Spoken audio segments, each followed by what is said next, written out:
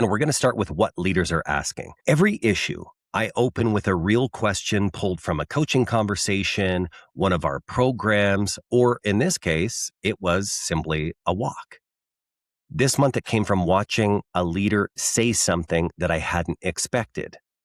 That's not my job. And he said it about a project I asked him to update me on. And the reason why I smiled is that this same leader, not very long ago, would have known every detail of that project because he would have been personally knee deep in it, doing the work, much of it, which probably shouldn't have been his. And here's the part that I didn't have room to write in the newsletter. That phrase, "it's not my job," isn't actually the real shift. That phrase is a symptom of something. The shift is in the identity underneath it. Now, I said in the newsletter, there's the bad version of "that's not my job," which is people being an object, they're not a team player, and there's a downside.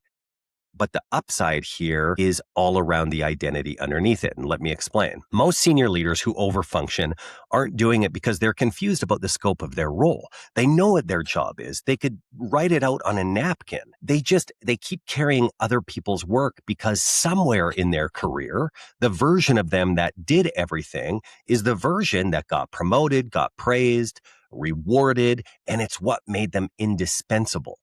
So their entire reputation got built on being that person that picks up the slack for everyone else. It's the person who stays late and the one who's committed to solving the unsolvable.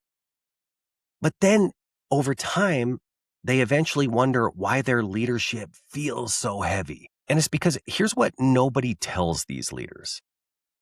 That the first time you stop carrying something that isn't yours, you probably don't feel relief. You probably feel a little bit of grief because you're letting go of an identity that really, really worked for a long time. You're letting go of being the person without whom nothing functions through. And under that grief sits some fear. What if I'm not needed as much as I thought I was? What if the value I bring is smaller than my resume, my past suggests? That fear can be a big wall that many leaders never break through because it's simply easier just to take everything on.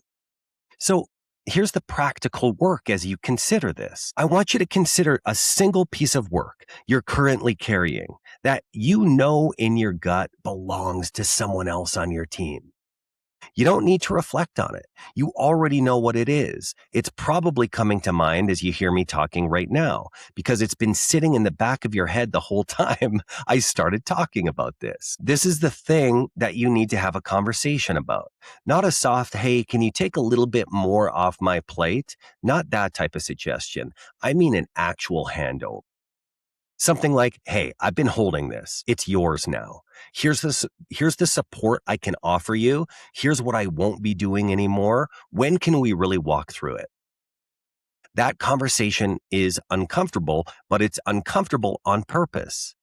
Discomfort is the toll. And you pay it once and you'll find out something that most leaders never get to learn. What your leadership actually looks like when you stop running everyone else's race. That's the real work. Everything else is just being busy.